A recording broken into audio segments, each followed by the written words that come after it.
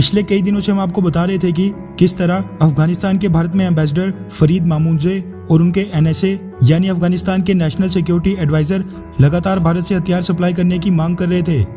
भारत में अफगानिस्तान के एम्बेसडर ने तो पॉइंट करके ये भी कह दिया था कि हमें Mi-35 अटैक हेलीकॉप्टर्स और एयर सपोर्ट की बहुत ही सख्त जरूरत है। सोचिए कि अगर ये लोग मीडिया में इतना चिल्ला कर भारत से हथियार की मांग कर रहे थे तो बैकडोर डिप्लोमेटिक चैनल से तो इन्होंने भारतीय सरकार को ना जाने कितने समय से घेरा होगा।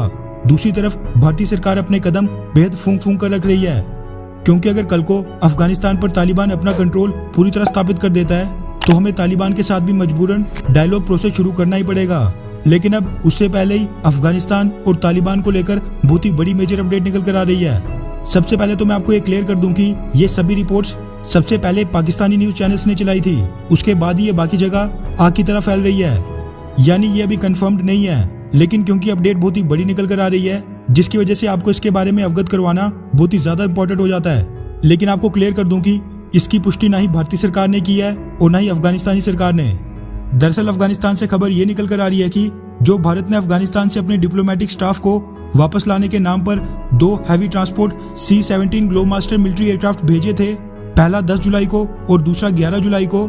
कुछ मीडिया हाउसेस उसको लेकर क्लेम कर रहे हैं कि भारत ने उनमें 40 टन के हथियार लोड किए हुए थे जो कि अफगानिस्तान फोर्सेस को सौंप दिए गए हैं। पाकिस्तानी मीडिया हाउसेस से आ रही मीडिया रिपोर्ट्स के मुताबिक अफगानिस्तान से अपने डिप्लोमेटिक स्टाफ को लाने की आड़ में भारतीय सरकार ने अफगानिस्तान फोर्सेस की मदद की है ताकि तालिबानी लड़ाकुओं के खिलाफ अफगानिस्तान फोर्सेस की लड़ाई कमजोर ना हो।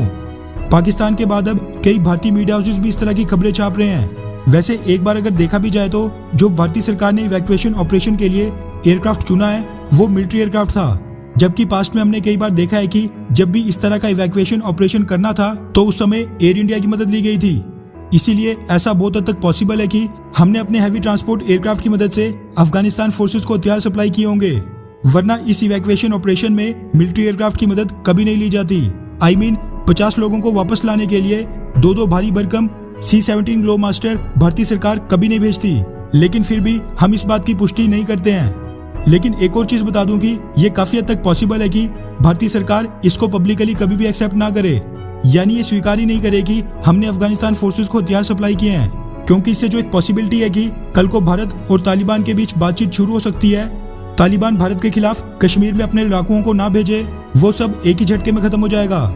लेकिन ये बड़ी मेजर अपडेट निकल कर आ रही थी जो आपको बताना बहुत ही जरूरी था। वैसे अगर ऐसा है भी तो पाकिस्तान जरूर इसको बहुत ही नेगेटिव तरीके से प्रमोट करेगा, जो कि उसकी मीडिया कर भी रही है, क्योंकि वो शुरू से ही तालिबान का समर्थन कर रहा है, जबकि भारत अफगानिस्तान सरकार का।